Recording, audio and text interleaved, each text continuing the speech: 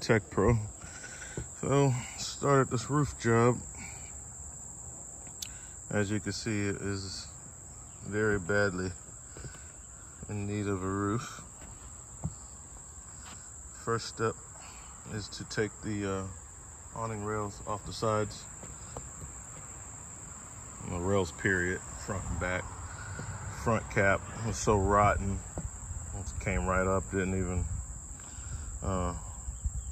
take any of the screws out yet. I have to clean it up later. And you want to scrape all the old die core off and remove all of the vents and anything that's on the roof. I'll have to take the air conditioner off, preferably without destroying it. Clean this up, replace all the bad wood, which is a lot.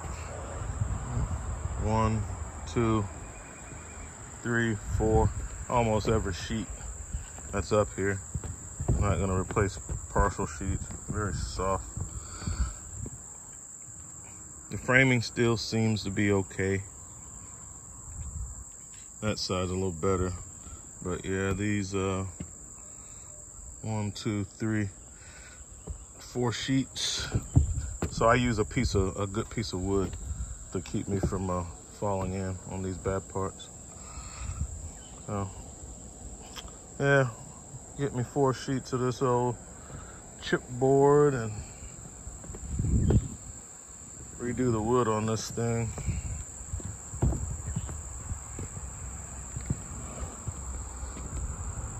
This over here seems all right.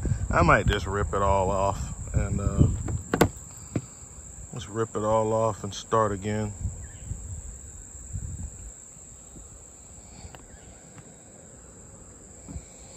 Let's put a regular solid plywood up here, and I'll go with treated lumber. Since I'm doing it, I'll just redo the whole thing, rip all the wood off and go back with 1, 2, 3, 4, 5. Get me 6 sheets of treated plywood, real plywood, not this chipboard, and redo this whole thing. So that's where we're at right now. Oh, I forgot to show y'all the roof. Oh well, it's almost done now. That's on the video. Yeah, roll it on there, change all the wood, and then pull it back. Do both sides like that. That's what you gotta do. So like I said, I like to put a generous amount of die core. Die core's cheap compared to a roof. It's only $13, $14 a tube. I use a Milwaukee powered gun to do it. It makes quick work of it. This is not the die core brand.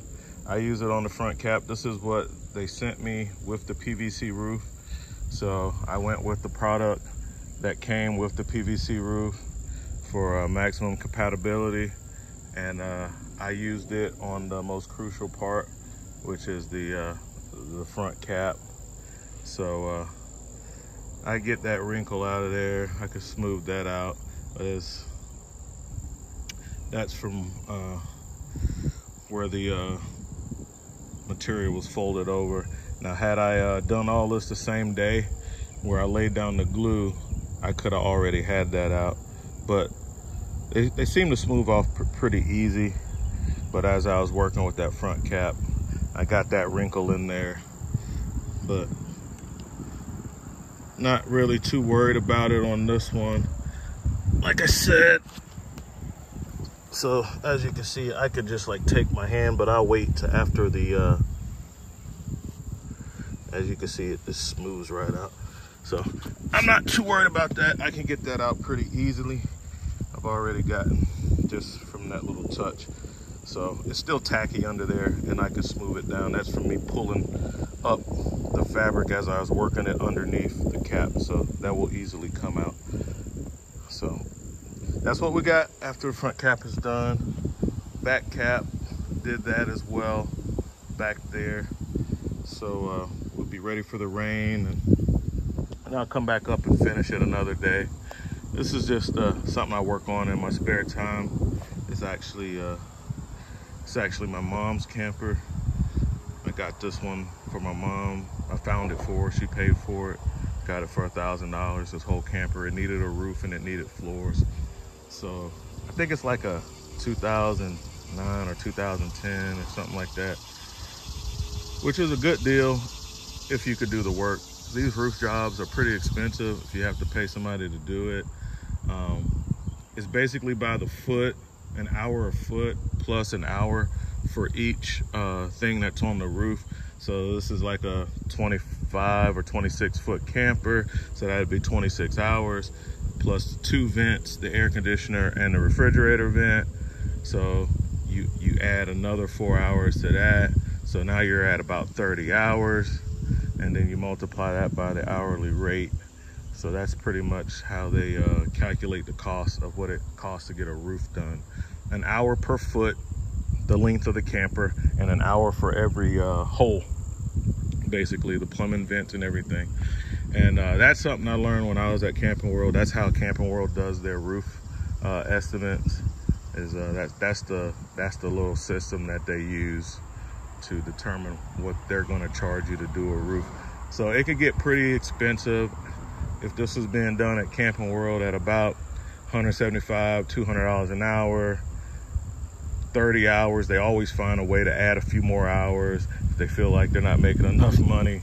So they probably charge like 40 hours for this camper, and you can see how the money gets expensive really, really fast. So really it's like it should be, let's see, 1, 2, 3, 4, 5, 6, 7, 32 hours is if they use their system honestly, it's like 32 hours. So all right, I'm about to get down, get all my tools and get down, and I'm happy with this.